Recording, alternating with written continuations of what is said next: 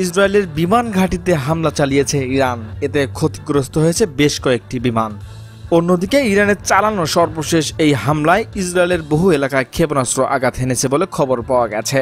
রবিবার এক প্রতিবেদনে এ তথ্য জানিয়েছে ইসরায়েলি এক সংবাদ মাধ্যমটি বলছে, সোমবার ভোরে ইরান ফের ইসরায়েলের দিকে ক্ষেপণাস্ত্র ছুড়েছে, যার ফলে দেশজুড়ে সাইরেন বাজতে শুরু করে। ইসরায়েলের কেন্দ্রীয় অংশে বিস্ফোরণের শব্দ শোনা গেছে এবং বহু এলাকায় ক্ষেপণাস্ত্র আঘাত হেনেছে বলে খবর পাওয়া গেছে। এই হামলায় কমপক্ষে 30 জন মারা গেছেন এবং আহত হয়েছে 67 জন। আইডিএ এর হোম ফ্রন্ট কমান্ডো রোববার রাত থেকে সোমবার ভোর পর্যন্ত সময়ে নাগরিকদের নিরাপদ আশ্রয়ে থাকার নির্দেশ দেন। অন্যদিকে ইসরায়েলি রেড ক্রস এমডিএ জানায়, তারা 4টি স্থানে ক্ষেপণাস্ত্র পড়ার রিপোর্ট পেয়েছে এবং সেখানে তাদের দল পাঠিয়েছে। তারা অন্তত 29 জনকে চিকিৎসা ও হাসপাতালে পাঠিয়েছে। এর মধ্যে 3 জনের অবস্থা মাঝারি, বাকি 26 জন হালকা আহত। এছাড়া অনেকে আতঙ্কজনিত সমস্যায় ভুগছিলেন, তাদের চিকিৎসা দেওয়া হয়েছে।